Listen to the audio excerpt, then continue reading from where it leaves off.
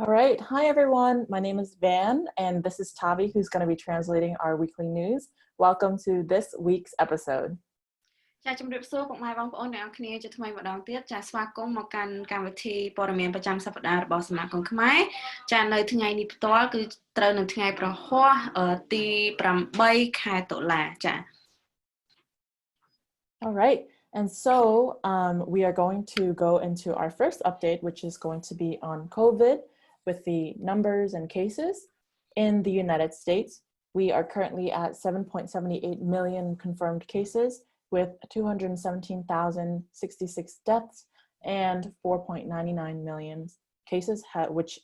which have been recovered. In Massachusetts, we're at 136,492 confirmed cases, 9,557 deaths, 116,364 recovered cases. And in Lowell, we have 3,612 confirmed cases, 166 deaths, and 2,613 recovered cases. And so looking further into our Lowell statistics, as of Wednesday, October 7th, there have been a total case of 3,612. The average new daily cases per 100,000 residents went up to 16.3 people per 100,000 versus like 8 cases back then. So please make sure to be safe and wear your face coverings, keep your distance, and stay alert to further symptoms and avoid large crowds. Okay. ចាអរគុណវ៉ាន់ចំពោះការរាយការណ៍អំពី COVID-19 ចាអញ្ចឹងនាងខ្ញុំសូមចាធ្វើការរាយការណ៍ជាភាសាខ្មែរអញ្ចឹងនៅក្នុងសហរដ្ឋអាមេរិកយើងទាំងមូលគឺមានចំនួនករណីសរុប 7.78 លាននាក់ហើយករណីស្លាប់គឺមានចំនួន 217,066 នាក់ករណីជាសះស្បើយវិញគឺមានចំនួនចា4.99 លាននាក់ចាហើយនៅក្នុងរដ្ឋ Massachusetts វិញគឺយើងមានចំនួនករណីសរុបចាគឺ 136,492 នាក់ករណីស្លាប់គឺមានចំនួន 9,557 នាក់រីឯករណីជាសះស្បើយនៅក្នុងរដ្ឋ Massachusetts របស់យើងគឺមានចំនួន 116,364 នាក់ចាអញ្ចឹងមកកាន់ទីក្រុង Lowell យើងផ្ទាល់តែម្ដងចាគឺនៅក្នុងនោះចាគឺចំនួនសរុបគឺមានចំនួន 3,612 នាក់ករណីស្លាប់គឺមានចំនួន 166 នាក់ដែលយើងឃើញថាมันមានការកើនឡើងឡើយបើយើងប្រៀបធៀបនឹងសប្តាហ៍មុនករណីជាសះស្បើយវិញគឺមានចំនួន 2,613 នាក់ហើយនាងខ្ញុំក៏សូមលើកឡើងអំពីចាជាមធ្យមចាគឺបើសិនជាយើងមើលរយៈពេលមើលរយៈពេល14ថ្ងៃហ្នឹងគឺយើងឃើញថាជាមធ្យមគឺមានចំនួន 16.3 នាក់កើនឡើងនៅក្នុងប្រជាជន100,000 នាក់អញ្ចឹងយើងឃើញថាចំនួននេះគឺកើនឡើងមានចំនួនកើនឡើងខ្ពស់យើងឃើញថាសឹងតែគុណនឹង2ហើយបើប្រៀបធៀបជាមួយនឹងអត្រានេះគិតត្រឹមសប្តាហ៍មុនអញ្ចឹងនាងខ្ញុំក៏សូមលើកទឹកចិត្តឲ្យបងប្អូនទាំងអស់គ្នាចាធ្វើមានការប្រុងប្រយ័ត្នជាងមុនចាបង្កើនការប្រុងប្រយ័ត្នហើយជាពិសេសមួយទៀតហ្នឹងគឺរក្សាសុវត្ថិភាពទីក្រុង Lowell ដោយពាក់ម៉ាស់ឬរបាំងបិទបាំងមុខនៅក្នុងទីសាធារណៈឬក៏កន្លែងដែលមានទីប្រជុំជនជៀសវាងការជួបជុំគ្នាការជប់លៀងឬការប្រជុំគ្នាច្រើនរក្សាគម្លាតពីគ្នាយ៉ាងហោចឲ្យបាន6 feetហើយក៏ប្រុងប្រយ័ត្នជាមួយរោគសញ្ញា COVID-19 ហើយសម្រាប់នៅផ្ទះប្រសិនបើអ្នកឈឺចា All right, thank you, Tavi. And moving on to our next update, which is the City Council. So if you are interested in learning more about what City Council is talking about or doing every single week, you can tune in live on Channel 99 or go online at ltc.org at 6:30 p.m. on Tuesdays. If you're interested in looking at the agenda beforehand, you can go to lowellma.gov/CCagenda. And if you want to get into contact with one of the counselors, you can go to lowellma.gov/council. អរគុណវ៉ាន់ជាបន្តគឺយើងសូមបង្ហាញចារាយការណ៍នៅព័ត៌មានតាក់ទងជាមួយនឹងទីក្រុង Lowell ចាដែលទី1ហ្នឹងគឺជាកិច្ចប្រជុំក្រុមប្រឹក្សាក្រុងចាអញ្ចឹងកិច្ចប្រជុំក្រុមប្រឹក្សាក្រុងគឺជាកិច្ចប្រជុំដែលរាល់យើងហៅថាគោលនយោបាយឬក៏ច្បាប់ណាមួយដែលនៅក្នុងទីក្រុងយើងមុននឹងអនុម័តហ្នឹងគឺអនុម័តនៅក្នុងកិច្ចប្រជុំនេះឯងអញ្ចឹងបានន័យថាបើសិនជាពុកម៉ែបងប្អូនចង់ដឹងថាតើនៅក្នុងទីក្រុង Lowell យើងកំពុងតែរៀបចំនិងមានគម្រោងធ្វើអីឬក៏ចង់សម្រេចចិត្តលើអីមួយពុកម៉ែបងប្អូននេះគឺជាឱកាសដែលពុកម៉ែបងប្អូនអាចដឹងបានថាតើទីក្រុងនឹងមានអ្វីកើតឡើងនៅពេលខាងមុខអញ្ចឹងបើសិនជាពុកម៉ែបងប្អូនចង់ដឹងថារបៀបវារៈសម្រាប់កិច្ចប្រជុំនីមួយៗហ្នឹងមានអីខ្លះពុកម៉ែបងប្អូនអាចចូលទៅកាន់ lowellma.gov/CCagenda ដើម្បីទាញយកនៅរបៀបវារៈមួយវិញទៀតបើសិនជាពុកម៉ែបងប្អូនចង់តាមដានទស្សនាផ្ទាល់នៅលើកញ្ចក់ទូរទស្សន៍ចាគឺអាចមើលបាននៅប៉ុស្តិ៍ LTC លេខ 99 ឬក៏ពុកម៉ែបងប្អូនអាចចូលទៅ ltc.org បានដែលក៏មានចាផ្សាយបន្តផ្ទាល់ទៅក្នុងកាន់ website ផងដែរហើយបើសិនជាពុកម៉ែបងប្អូនមានស្គាល់អ្នកណាម្នាក់នៅក្នុងការក្រុមប្រឹក្សាក្រុងដែលពុកម៉ែបងប្អូនចង់ទំនាក់ទំនងទៅផ្ទាល់ឬក៏មានការចាដូចថាចង់ជួបសំណេះសំណាលផ្ទាល់លើបញ្ហាអ្វីមួយដែលពុកម៉ែបងប្អូនជួបប្រទះក៏អាចអ៊ីមែលទៅកាន់ក្រុមប្រឹក្សាក្រុងនីមួយៗបានដែលចាអ៊ីមែលរបស់ពួកគាត់គឺមានដាក់ជាសាធារណៈនៅ lowellma.gov/council ផងដែរអញ្ចឹងជាថ្មីម្ដងទៀតនាងខ្ញុំសូមលើកឡើងថាកិច្ចប្រជុំក្រុមប្រឹក្សាក្រុងនេះដែរគឺនឹងចាប់ផ្ដើមរៀងរាល់ថ្ងៃអង្គារនៅវេលាម៉ោង 6 កន្លះល្ងាចចា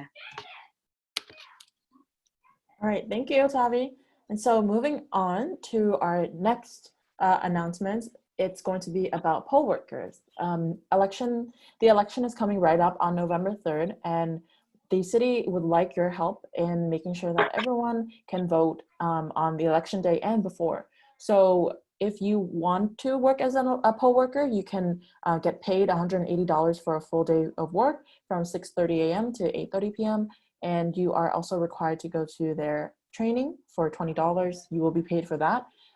Positions that we are looking for are inspector, clerk, warden, and translator.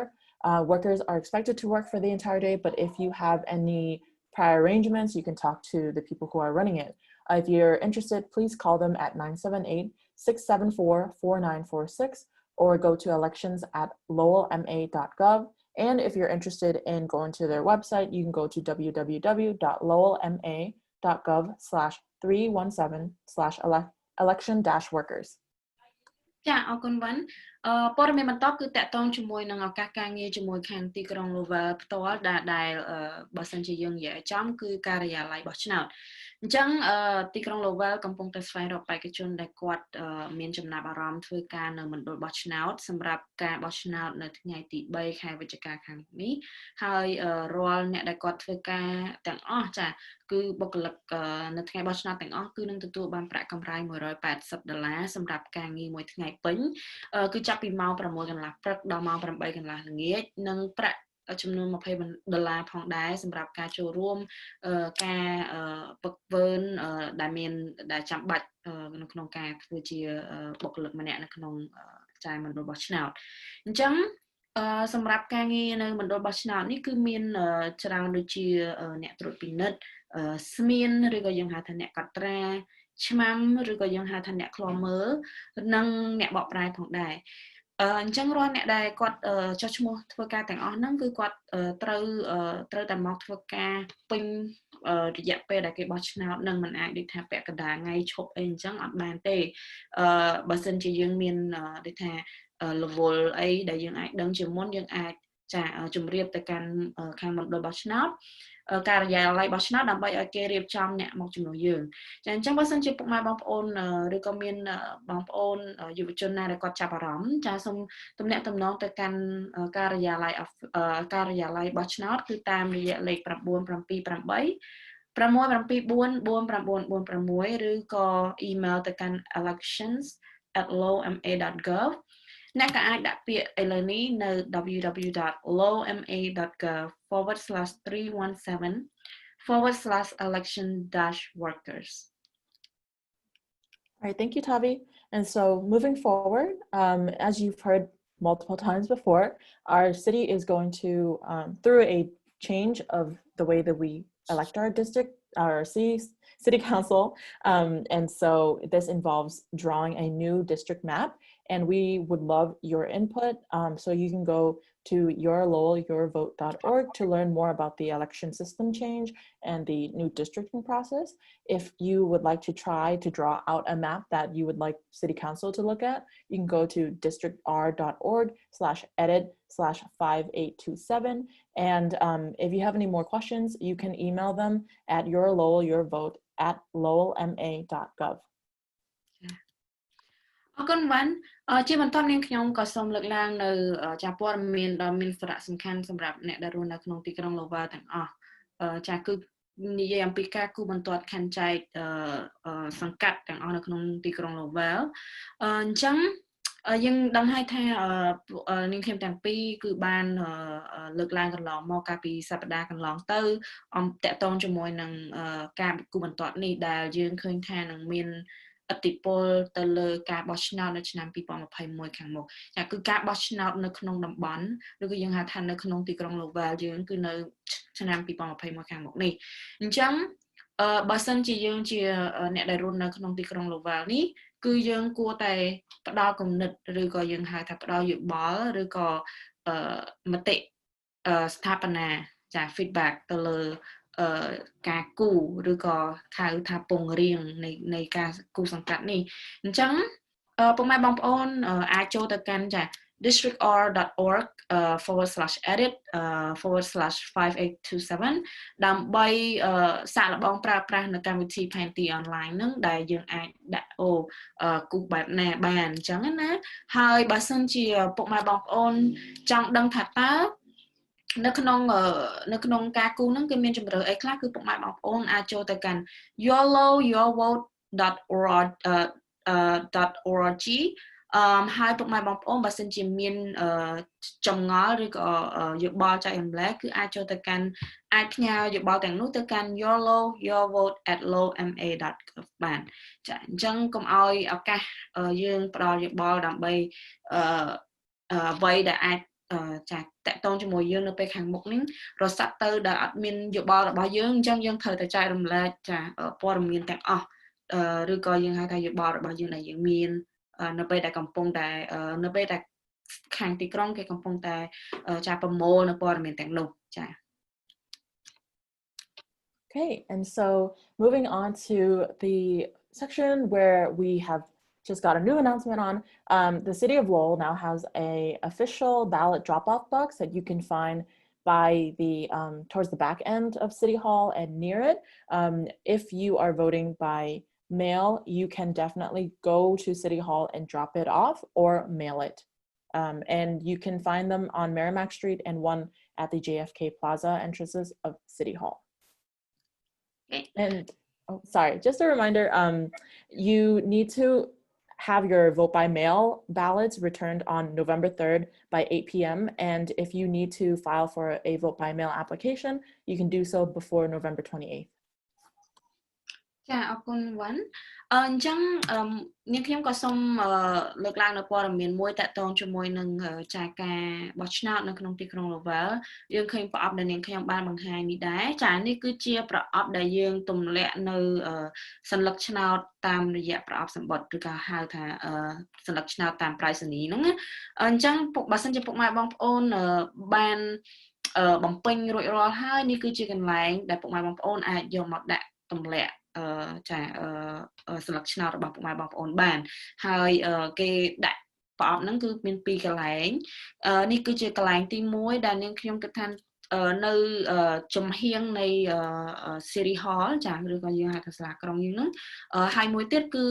នៅខាងមុខតែម្ដងចាគឺនៅផ្លូវធំខាងមុខហ្នឹងក៏មានមួយដែរអញ្ចឹងយើងឃើញថាមាន2កន្លែងហ្នឹងដែលអាចឲ្យពុកម៉ែបងប្អូនទម្លាក់នៅសញ្ញាឆ្នោតរបស់ពុកម៉ែបងប្អូនបានហើយនាងខ្ញុំក៏សូមរំលឹកផងដែរថារាល់សញ្ញាឆ្នោតតាមប្រៃសណីឬក៏ហៅថាតាមប្រអប់សម្បត្តិហ្នឹងគឺត្រូវតែ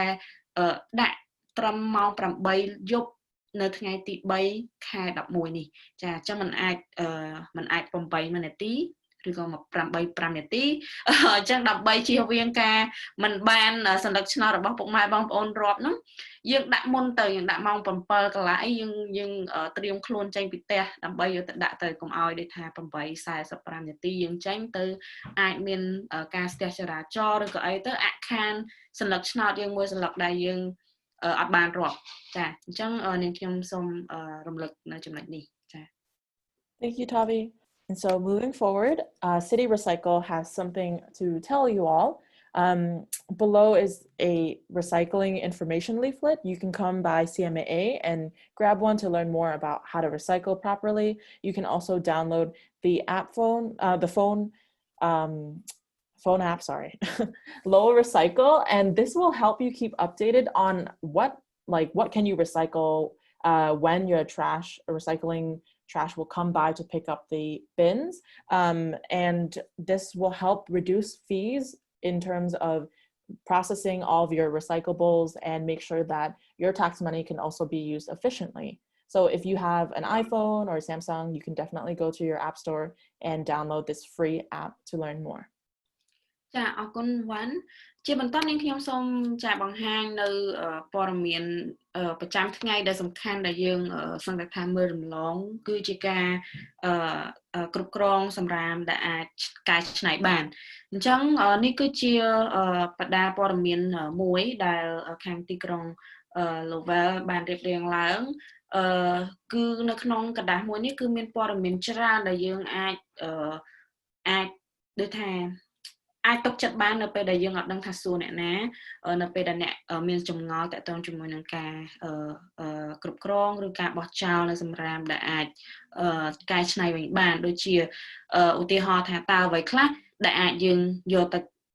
អាចចាត់ទុកថាជាសម្រាមកែច្នៃបានហើយបើសិនជាយើងមានដូចថាមានរបស់ដែលអាចបរិច្ចាគបានដូចជាកៅអៅឬក៏សាឡុងឬក៏អីហ្នឹងគឺគេមានព័ត៌មានតាក់ទងជាមួយនឹងការបរិច្ចាគហ្នឹងអ្នកអាចបរិច្ចាគនៅកន្លែងណាអញ្ចឹងនេះគឺជាกระดาษមួយដែលអ្នកនាងខ្ញុំគិតថាគួរតែមាននៅផ្ទះដូចថានៅលើទូទឹកកកយើងអាចដាក់ទៅយើងនឹងដឹងថានេះគឺជាព័ត៌មានដែលយើងអាចទៅរកបាននៅពេលដែលអ្នកឪពុកម្ដាយបងប្អូនគិតដល់ថាខ្ញុំចង់ donate ឬក៏ចង់បរិច្ចាគកៅអៅអញ្ចឹងនេះគឺជា list ដែលពុកម៉ែបងប្អូនអាចទៅរកបានឬក៏នៅពេលដែលចង់បោះចោលបានអីធំតើយើងគួរធ្វើយ៉ាងណាក៏មាននៅក្នុងกระดาษមួយស្លឹកនេះដែរហើយមួយវិញទៀតចាពុកម៉ែបងប្អូនក៏អាចចូលទៅកាន់ App Store របស់ iPhone ឬក៏ Android ហើយពុកម៉ែបងប្អូនអាច download នៅ app មួយដែលមានឈ្មោះថា Low Recycle នេះគឺជាកម្មវិធីទូរស័ព្ទមួយដែលទីក្រុង Lowell បានបង្កើតឡើងដើម្បីចែករំលែកដល់អ្នកដែលរស់នៅទីក្រុង Lowell ទាំងអស់ឲ្យបានដឹងអំពីព័ត៌មានតាក់ទងជាមួយនឹងការគ្រប់គ្រងសម្រាមដែលអាចកែច្នៃបានអញ្ចឹងនៅក្នុងនោះដែរគ្រាន់តែពុកម៉ែបងប្អូនដាក់នៅអាស័យដ្ឋានរបស់ពុកម៉ែបងប្អូនចូលទៅគេនឹងប្រាប់ថាថ្ងៃណានឹងគេមកយកសម្រាមឬក៏បើសិនជាដូចថាសប្តាហ៍ក្រោយមានថ្ងៃឈប់អញ្ចឹងការយកសម្រាមហ្នឹងគឺត្រូវពជាមួយថ្ងៃអញ្ចឹងក៏គេមានដូចថាផ្ដាំដូច notification មក remind យើងថាការយកសម្រាមហ្នឹងគឺត្រូវនៅថ្ងៃនេះវិញអញ្ចឹងនេះគឺជាកម្មវិធីមួយដែលមានភាពវៃឆ្លាតហើយជួយយើងឲ្យគ្រប់គ្រងសម្រាមដែលកែច្នៃបានហ្នឹងឲ្យមានប្រសិទ្ធភាពចាអញ្ចឹងនាងខ្ញុំក៏សូមលើកទឹកចិត្តឲ្យអ្នកដែលគាត់ចេះប្រើប្រាស់ទូរស័ព្ទហ្នឹងអាច download នៅកម្មវិធីនេះដើម្បីប្រើប្រាស់ប្រចាំថ្ងៃបានចាហើយកម្មវិធីនេះដែរគឺអត់គិតថ្លៃទេចា All right, thank you, Tavi. And so now moving on to our community news and announcement. Last week we had the car parade national night out that happened on October 6th from 5 p.m. and where we drove our CMAA car from the Lowell Elks Lodge to Colley Stadium. And here's a picture of us decorating our large van that has our CMAA logo on it. We're lucky enough to have Kenneth decorate the van with the ribbons on the side of the car, using his skills from doing a lot of design and decorating for bridal showers and things like that. And yeah, there's Kenneth, the first person to the left. And he was able to help us with that. And then you saw Tavi drawing the Khmer on there, and that translates into Lowell Stronger Together. And so we want to say thank you for being there with us and supporting us. And you can see the Lowell Community Health Center had their own decoration with their Get the Flu Shot. You see the CBA with National Night Out. And so it was a fun time for everyone to kind of just come together and know that we're all together under this pandemic in this year. ចាអរគុណវ៉ាន់អញ្ចឹងជាបន្តនាងខ្ញុំសូមចាផ្ដិតយករូបភាពតាក់ទងជាមួយកម្មវិធីដែលបានកើតឡើងកាលពីថ្ងៃអង្គារអញ្ចឹងកាលពីថ្ងៃអង្គារម៉ោង 5 ល្ងាចហ្នឹងគឺយើងមានកម្មវិធីមួយដែលមានឈ្មោះថា National Night Out Car Parade ឬក៏យើងហៅថាដង្ហែក្បួនឡានចាហើយនៅក្នុងនោះដែរសមាគមខ្មែរមានកិត្តិយសចាចូលរួមជាឡានមួយនៅក្នុងឡានចំណោមប្រហែលជា20ឡានដែលដង្ហែគ្នាជាជួរចាហើយក្រោមប្រធានបទមួយដែលយើងសរសេរថា #LowStrongerTogether ឬក៏យើងបកប្រែជាភាសាខ្មែរថា Lowell រួបរวม Lowell រងមាំជាមួយគ្នាចាអញ្ចឹងយើងនេះគឺជាកម្មវិធីមួយដែលកើតឡើងជារៀងរាល់ឆ្នាំដែលសប្តាហ៍មួយដងគឺយើងតែងតែជួបជុំនៅឯសាលារៀនហើយយើងមានការចែកនៅអាហារក៏ដូចជាការលេងល្បែងនានាតែដោយសារឆ្នាំនេះCOVID-19 មិនអនុញ្ញាតឲ្យមានការជួបប្រជុំគ្នាច្រើនដោយសប្តាហ៍មួយដងនោះ ក៏ខាងចាគណៈកម្មការរៀបចំកម្មវិធីនេះគឺគេបានរៀបចំឡើងនៅការដង្ហែក្បួនឡើងវិញអញ្ចឹងយើងមានកិត្តិយសមែនតើដែលត្រូវបានអញ្ជើញឲ្យចូលរួមនៅក្នុងកម្មវិធីមួយនេះចា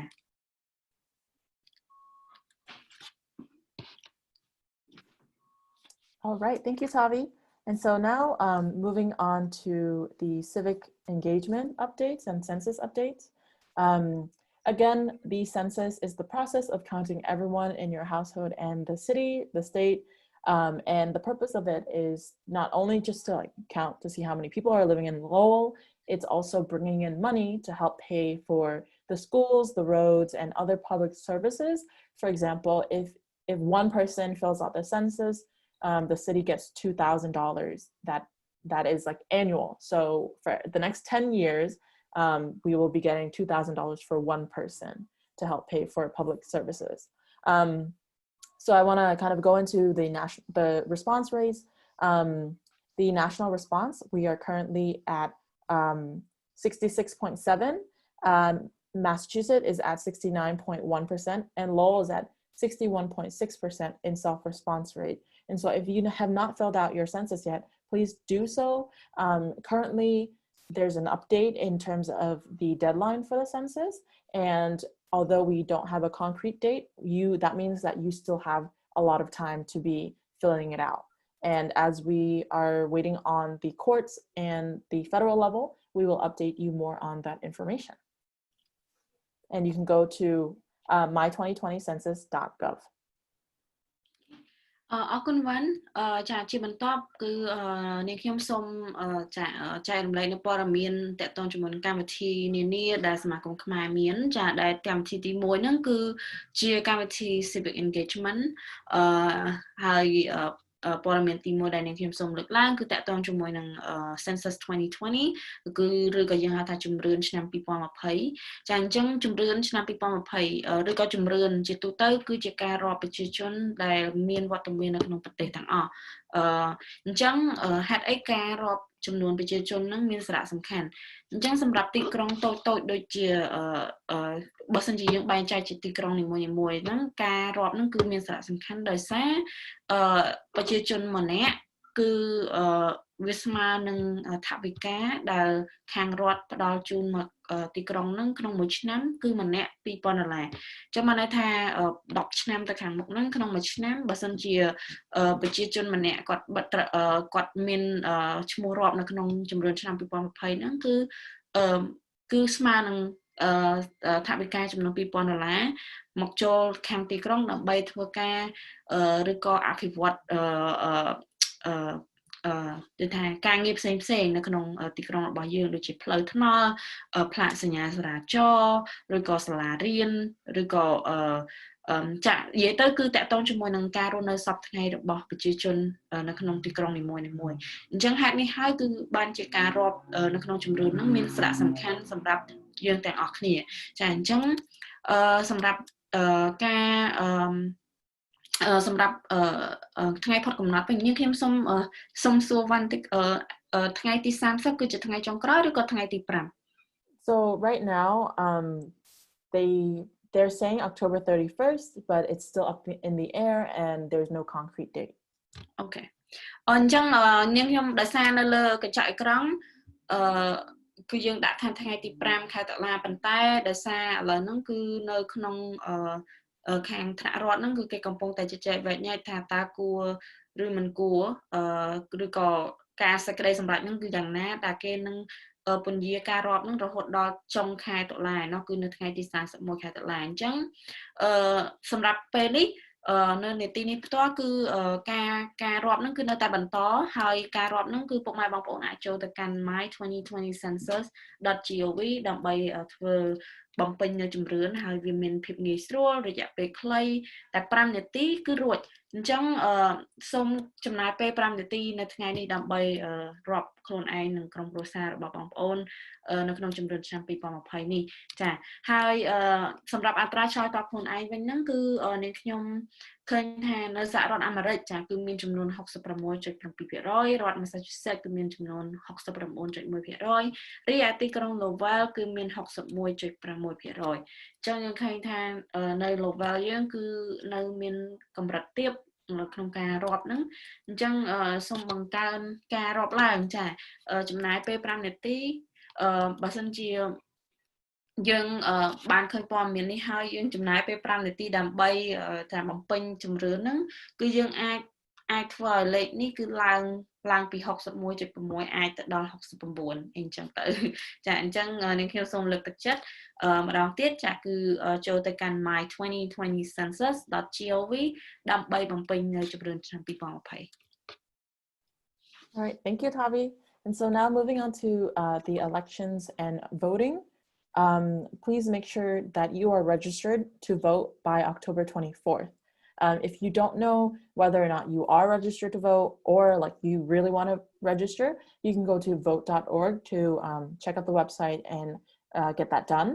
And then I would like to ask you to ask yourself, do you want to vote by mail or do you want to go to the polling place? So if you want to vote by mail, you can apply for a voting ballot application at vote.org. And please make sure to fill it out by October 20th.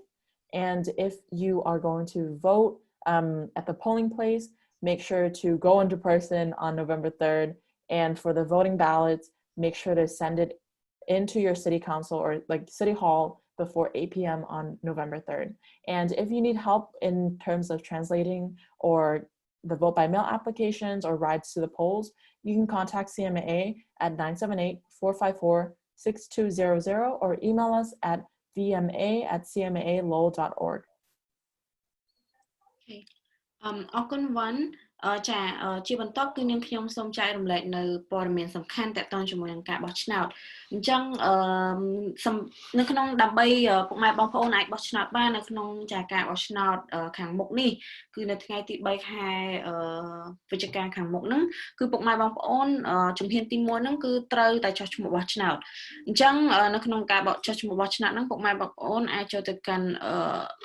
គេហទំព័រ vote.org ដើម្បីដឹងថាពុកម៉ែបងប្អូនចុះឈ្មោះហើយឬនៅហើយពុកម៉ែបងប្អូនត្រូវតែចុះឈ្មោះបោះឆ្នោតត្រឹមថ្ងៃទី24ខែតុលាខាងមុខអញ្ចឹង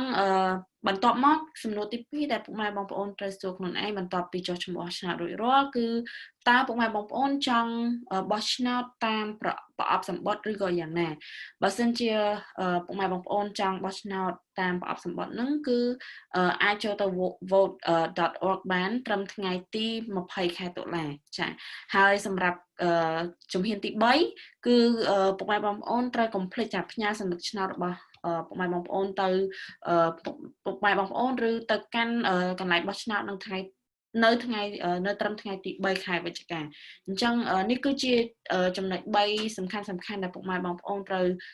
សួរខ្លួនឯងថាយើងត្រូវរៀបគម្រោងថាបើសិនជាយើងចង់ទៅបោះឆ្នោតតើយើងចង់ទៅតាមវិធីមួយណាអូខេហើយសមាគមខ្មែរសម្រាប់នៅថ្ងៃបោះឆ្នោតផ្ទាល់ហ្នឹងក៏យើងមានជូនទៅកាន់មណ្ឌលបោះឆ្នោតផងដែរហើយយើងក៏មានជួយចុះឈ្មោះបោះឆ្នោតផងដែរចាប់ពីថ្ងៃនេះតទៅរហូតដល់ថ្ងៃទី24ខែតុលាហ្នឹងគឺយើងមានបុគ្គលិកសមាគមដែលគាត់នឹងជួយចុះឈ្មោះបោះឆ្នោតសម្រាប់អ្នកគាត់ចង់ចុះឈ្មោះតែមិនមានលទ្ធភាពឬក៏អត់ដឹងពីវិធីចុះឈ្មោះហ្នឹងណាហើយមួយទៀតគឺយើងក៏យើងអាចជួយដាក់ពាក្យដាក់នៅសន្លឹកឆ្នោតតាមប្រអប់សម្បត្តិផងដែរអញ្ចឹងបើសិនជាពុកម៉ែបងប្អូនមានចម្ងល់អីក៏អាចទូរស័ព្ទមកយើងបាននៅលេខទូរស័ព្ទ 978-459-6200 ឬ email vmar@cmaalow.org ផងដែរ Okay, thank you.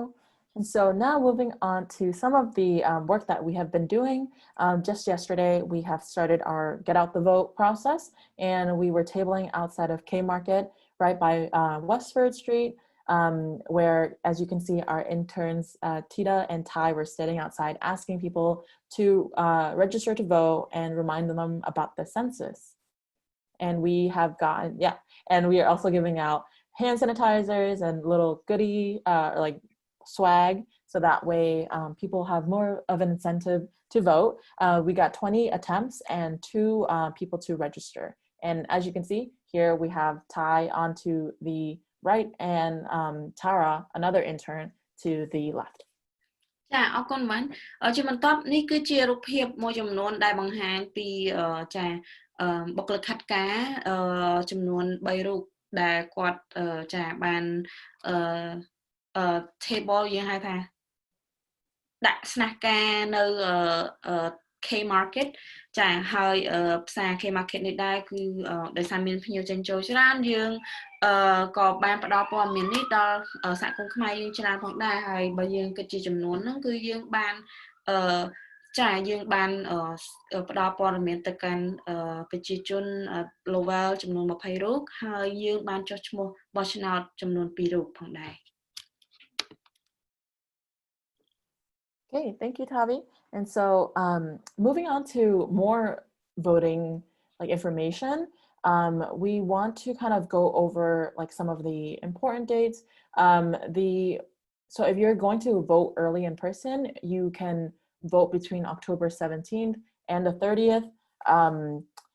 like before the November 3rd, so that way you don't have to wait in line, or like if you're busy on November 3rd, and if you want to look for your voting location, you can go to the safeelectionsma.org. Yep, and if you have any other questions, feel free to call 1-866-OUR-VOTE. Okay. ចាអញ្ចឹងសម្រាប់ព័ត៌មានបន្ទាប់ហ្នឹងគឺតកតងជាមួយនឹងសំណួរដែលចាគេដែលត្រូវបានសួរជាញឹកញាប់នៅក្នុងការបោះឆ្នោតតាមប្រអប់សម្បត្តិក៏ដូចជានៅពេលដែលមាន COVID-19 នេះអញ្ចឹងសញ្ញាមួយនេះពុកម៉ែបងប្អូនអាចនឹងចាខាងសមាគមខ្មែរចាគឺក្រុម Civic Engagement ហ្នឹងគឺយើងនឹងដាក់ជាកញ្ចប់មួយដើម្បីកញ្ចប់ព័ត៌មានមួយដែលក្នុងនោះនឹងមានព័ត៌មាននេះផងដែរដើម្បីចែករំលែកដល់ពុកម៉ែបងប្អូនដើម្បីចាដឹងថាតើពុកម៉ែបងប្អូនគួរធ្វើអីខ្លះឬក៏គួរតែចូលទៅ website ណាមួយដើម្បីទទួលបាននូវព័ត៌មានដែលពុកម៉ែបងប្អូនចង់បានឬក៏ត្រូវដឹងដើម្បីចាចូលរួមបោះឆ្នោតនៅពេលខាងមុខនេះ Right, thank you, Tavi. On to the next section of our updates. CMAA offers those at risk of being deported or are currently in the process of deportation. So that way we can help you get connected to legal services. So if you are in that situation, please visit us at 465 School Street, Lowell 01851, or call us at 978-454-6200. Your information will be confidential as we are going to take your information and hand it over to the legal services. But please make sure to reach out for help. ចាជាបន្តគឺយើងសូមចែករំលែកដល់សហគមន៍ទាំងមូលថាសមាគមខ្មែរយើងនេះគឺផ្ដល់ជំនួយដល់អ្នកដែលគាត់ប្រឈមនឹងការនិរទេសឬក៏ deportation អញ្ចឹងបើសិនជាពុកម៉ែបងប្អូនកំពុងតែជួបប្រទះនៅរឿងនេះ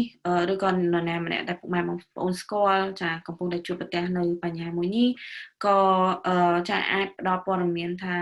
សមាគមខ្មែរយើងគឺជួយដល់ពួកគាត់ដើម្បីចាប់ផ្ដើមនៅសំណុំឯកសារដើម្បីជួយធ្វើយ៉ាងណាភ្ជាប់គាត់ទៅកាន់គណៈសេវាផ្នែកច្បាប់ដែលអាចជួយគ្រប់គ្រងគាត់នៅក្នុងដំណើរការប្រឆាំងនឹងការនិរទេសនេះអញ្ចឹងបើសិនជាពុកម៉ែបងប្អូនចង់មកជួបពិគ្រោះជាមួយយើងនៅបញ្ហាខាងលើក៏អាចមកកាន់យើងសមាគមខ្មែរបានតាមរយៈ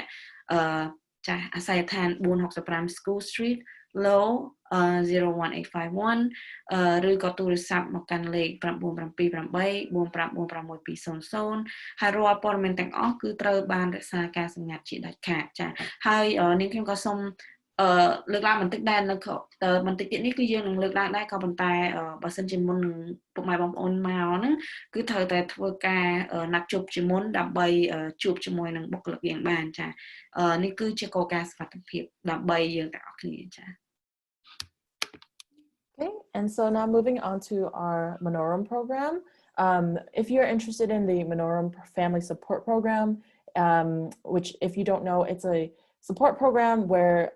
Lakana, who runs it, helps families with children with disabilities get the support that they need, such as translation,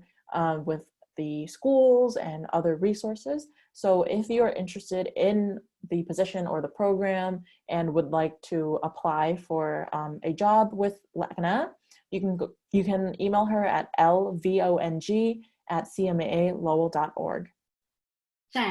អរគុណវ៉ាន់ចាជាបន្តគឺនាងខ្ញុំសូមលើកឡើងឱកាសការងារជាមួយនឹងកម្មវិធី Manorom Family Support Program អញ្ចឹងកម្មវិធី Manorom Family Support Program គឺជាកម្មវិធីមួយដែលផ្ដល់ចាជំនួយជាប្រចាំដល់គ្រួសារដែលគាត់មានកូនដែលគាត់មានកូនមានត្រូវការជំនួយពិសេសឬក៏យើងហៅថាកូនពិការហ្នឹងអញ្ចឹងបើសិនជាពុកម៉ែបងប្អូនមានចំណាប់អារម្មណ៍ចានៅក្នុងការងារនេះសូមចា email resume ក៏ដូចជា cover letter ទៅកាន់ lowellma.gov ចាអញ្ចឹងចាសម្រាប់មុខងារនេះដែរគឺនឹងបើករហូតដល់តែបំពេញចាអញ្ចឹងបើសិនជាពុកម៉ែបងប្អូនចាប់អារម្មណ៍ចាសូមកុំភ្លេចចា email ទៅកាន់ lwong@cmaalow.org. Right, thank you, Tavi. And so now moving on to our wraparound service, there is an important announcement that we as CMAA would like to make because of COVID and us wanting to keep everyone safe, like the staff and our clients. We are having a no walk-ins phase, so you cannot walk in and open the door. It is only by appointment. So if you would like to make an appointment, you can call 401-405-1103 to make an appointment. Please understand that it is for the safety of you and us, so that way we can continue our work. ចាអរគុណវ៉ាន់អញ្ចឹងនេះគឺជាការប្រកាសដ៏សំខាន់មួយដែលនាងខ្ញុំសង្ឃឹមថាព័ត៌មាននេះនឹងចែករំលែកដល់សហគមន៍ខ្មែរយើងទាំងអស់អញ្ចឹងចាប់ពីថ្ងៃនេះទៅចាគឺយើងនឹងមិនអនុញ្ញាតឲ្យមានការមកទទួលសេវាដោយគ្មានការណាត់ជួបនោះទេនេះគឺដោយសារតែ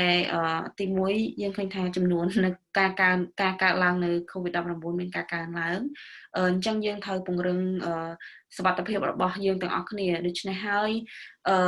យើងនឹងមិនអនុញ្ញាតឲ្យមានការមកទទួលសេវាដោយគ្មានការណាត់ជួបនោះទេអញ្ចឹងបើសិនជាពុកម៉ែបងប្អូនចង់ដាក់ការណាត់ជួបអាចទូរស័ព្ទឬក៏ផ្ញើសារទៅកាន់លេខ401-405-1103បានហើយយើងនឹងទំនាក់ទំនងទៅពុកម៉ែបងប្អូនវិញ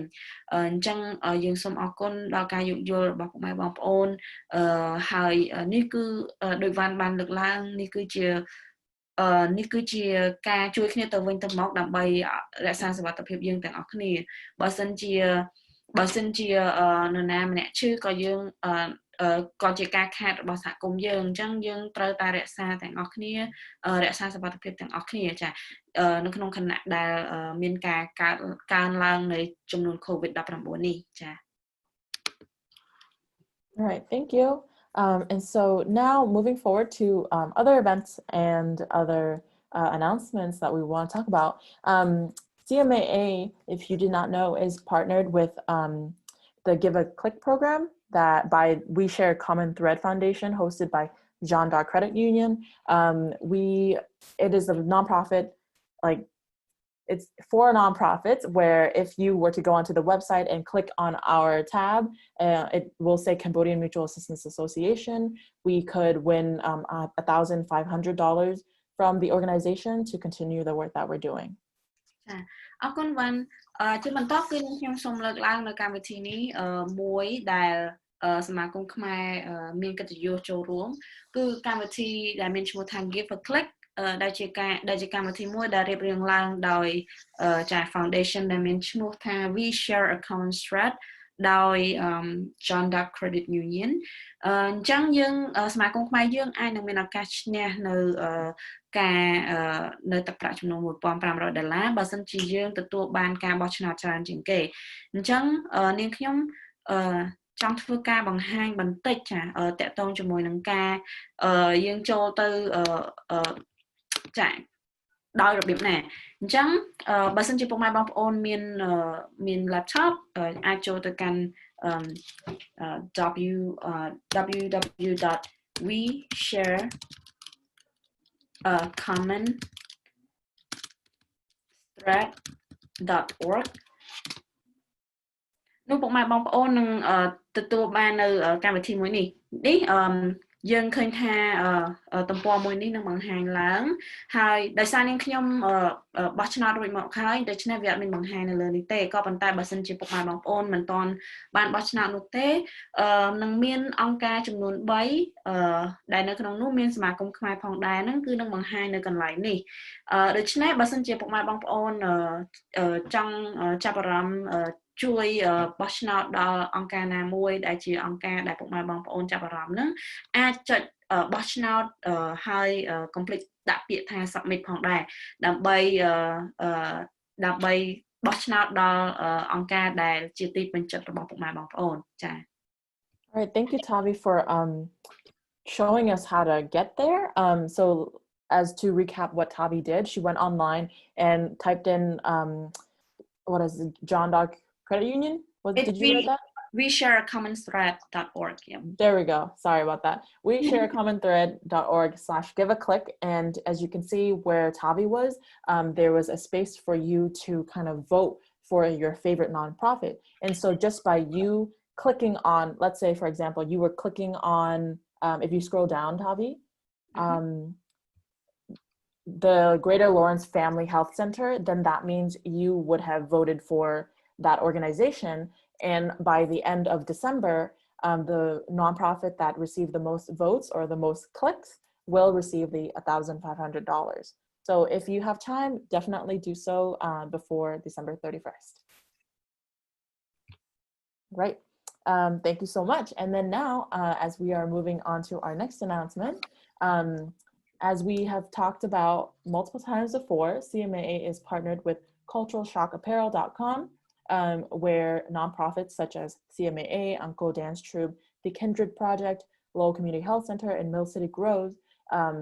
is fundraising so that way we can continue the work that we do. And so as you can see to the left, that's our t-shirt. And we are selling it for $20. If you buy it from Cultural Shock Apparel, they will get the $10 and we will get the other $10 to support our programs, our fundings. And then as you can see, we have the blue one and then we also have a black one. ចាអរគុណវ៉ាន់ចាជាបន្តគឺជាឱកាសជួយដល់សមាគមខ្មែរក៏ដូចជាអង្គការចំនួន4ផ្សេងទៀតចាដែលក្នុងនោះគឺមានអង្គការ Dance Troupe, the Kindred Project, Low Community Health Center Teen Block ហើយនិង Mill City Grow ដែលអង្គការទាំង5នេះចាគឺបានចូលរួមនៅក្នុងកម្មវិធី Here to Stay របស់ Culture Shock Apparel នោះបានន័យថាអាវយឺតដែលមាន logo នៃអង្គការនីមួយៗហ្នឹងគឺត្រូវបានដាក់លក់នៅក្នុងកម្មវិធី Here to Stay របស់ Cultural Shock Apparel អញ្ចឹងបើសិនជាការជាវនៅអាវយឺតមួយគឺនោះបានន័យថាសមាគមឬក៏អង្គការនីមួយៗហ្នឹងនឹងទទួលបាន$10នោះបានន័យថាបើសិនជាពុកម៉ែបងប្អូនជាវនៅអាវដែលមាន logo សមាគមខ្មែរដូចបានបង្ហាញនៅលើអេក្រង់ទូរទស្សន៍នេះចាគឺមានតម្លៃហ្នឹងគឺ$20ហើយ$20នេះដែរគឺដូចជាបានន័យថា$10គឺពុកម៉ែបងប្អូនបានផ្ដល់ជូនមកសមាគមខ្មែរអញ្ចឹងគឺពីព្រោះខាង Culture Shock គឺគេយកតែ$10ទេអញ្ចឹងបើសិនជាពុកម៉ែបងប្អូនចាចង់ចាប់អារម្មណ៍ជួយដល់សមាគមខ្មែរចាសូមកុំភ្លេចចូលទៅកាន់ culturalshockapparel.com/here to stay ដើម្បីជាវនៅអាវយឺតដែលមាន logo សមាគមខ្មែរហើយយើងមានពណ៌ខ្មៅក៏ដូចជាពណ៌ខៀវចា All right, thank you. And another part of our fundraising involves the leadership of Tavi. And every single year we have our gala, but this year, because of COVID, we're doing everything virtually. But it's still going to happen, and we're looking for donations for our silent auction. And if you know of anyone who is a business owner or like have any services that they offer, such as like photography or like maybe a dance class, and would like to donate to CMAA, we would definitely appreciate it. And if you have any other questions about like how would that look like, you can contact Tavi at tavihood@cmalowell.org, or you can call CMAA at 978-454-6200. ចាអរគុណវ៉ាន់ជាបន្តគឺជាកម្មវិធី រៃអង្គាសចាដែលសមាគមខ្មែរចាយើងរៀបរៀងឡើងជារៀងរាល់ឆ្នាំដោយឡែកនៅឆ្នាំនេះដែរដោយសារ COVID-19 កម្មវិធីនេះត្រូវបានធ្វើឡើងតាមរយៈ online ក៏ប៉ុន្តែការរៃអង្គាសគឺនៅតែដដែលចាគឺយើងមានកម្មវិធីដែលយើងហៅថាការដេញថ្លៃសម្ងាត់ឬក៏ការដេញថ្លៃស្ងាត់ស្គៀមដោយសារអញ្ចឹងគឺការដេញថ្លៃនេះគឺយើងអ្នកដែលគាត់ចាប់អារម្មណ៍ហ្នឹងគឺគាត់ចូលទៅមើលនៅវត្ថុនានាដែលយើងមានឬក៏សេវាកម្មដែលយើងមានដាក់ដេញថ្លៃហ្នឹងហើយពួកគាត់អ្នកដែលគាត់ចាប់អារម្មណ៍ហ្នឹងគឺអាចចូលទៅកាន់ website នោះដើម្បីដាក់ដេញថ្លៃទៅលើអ្វីដែលគាត់ចង់បានហើយអញ្ចឹងសមាគមខ្មែរយើងកំពុងតែស្វែងរកអ្នកដែលគាត់អាចជួយចូលជាវិភាគទាននៅសេវាកម្មឬក៏វត្ថុមានតម្លៃណាមួយដែលពុកម៉ែបងប្អូនគិតថាអាចផ្ដល់ជាវិភាគទានដល់សមាគមខ្មែរបាននោះអាចជាវត្ថុបុរាណអាចជាចាគ្រឿងអលង្ការអាចជារូបគំនូរដាក់តាំងហើយបើជាសេវាកម្មវិញយើងអាចថាជាការថតរូបការបង្រៀនធ្វើម្ហូបឬក៏អ្វីៗច្រើនផ្សេងទៀតដែលពុកម៉ែបងប្អូនអាចផ្ដល់ដល់សមាគមខ្មែរបានអញ្ចឹងបើសិនជាពុកម៉ែបងប្អូនមានចំណាប់អារម្មណ៍ចង់ចូលរួមនៅក្នុងការរៃអង្គាសរបស់សមាគមខ្មែរមួយនេះឬក៏មានសំណួរបន្ថែមថាតើមានអ្វីខ្លះដែលពុកម៉ែបងប្អូនអាចចាចូលរួមបានហ្នឹងសូមទំនាក់ទំនងមកនាងខ្ញុំផ្ទាល់ចាតាមរយៈ email tavihood@cmaaweekly.org ឬក៏ទូរស័ព្ទមកកាន់នាងខ្ញុំបានគឺនៅ978-499-6200 ចា Thank you, Tavi. And yeah, so just a reminder, like, we would definitely appreciate your donations because this is going to help fund our services for the years and coming forth. And thank you so much for sticking around to the end of our weekly updates. Links are going to be provided in the description box for all the resources, and we welcome any suggestions for future content. So if you, let's say, want us to put on a song, like we would be happy to do so. You can contact us again at 978-454-6200 or comment it in the Facebook section box. And I hope that you and your families continue to stay safe. Please make sure to wash your hands, social distance, and wear a mask. And we hope to see you next week. ចាអរគុណពុកម៉ែបងប្អូនទាំងអស់គ្នាអរគុណវ៉ាន់ហើយនាងខ្ញុំក៏សូមអរគុណដល់ទូរទស្សនិកជនទាំងអស់ដែលកំពុងតាមដានទស្សនានៅលើ Facebook Live ក៏ដូចជានៅលើកញ្ចក់ទូរទស្សន៍ LTC Channel 95ទាំងអស់ចាដែលបានតាមដានទស្សនាតាំងពីដើមរហូតដល់ចប់ហើយយើងក៏សូមស្វាគមន៍រាល់មតិទាំងអស់ដែលពុកម៉ែបងប្អូនមានសម្រាប់ធ្វើយ៉ាងណាឲ្យកម្មវិធីនេះកាន់តែល្អឬក៏បើសិនជាពុកម៉ែបងប្អូនមាននៅព័ត៌មានអីដែលដូចថាចង់ឲ្យពួកខ្ញុំចែករំលែកគឺអាច email ព័ត៌មាននោះមកកាន់យើងបានចាគឺអាច email មកកាន់ info@cmaaweekly.org នោះពួកយើងនឹងយកមតិទាំងនោះមកចែករំលែកដល់សហគមន៍យើងទាំងអស់គ្នាហើយជាចុងបញ្ចប់នេះនាងខ្ញុំក៏សូមអរគុណដល់ពុកម៉ែបងប្អូនម្ដងទៀតហើយក៏សូមជូនពរដល់អ្នកនិងក្រុមគ្រួសាររបស់អ្នកមានសុខភាពល្អនិងជៀសឆ្ងាយពីជំងឺ COVID-19 សូមអរគុណហើយពួកយើងទាំងពីរសូមជម្រាបលា Thank you. Bye. Bye.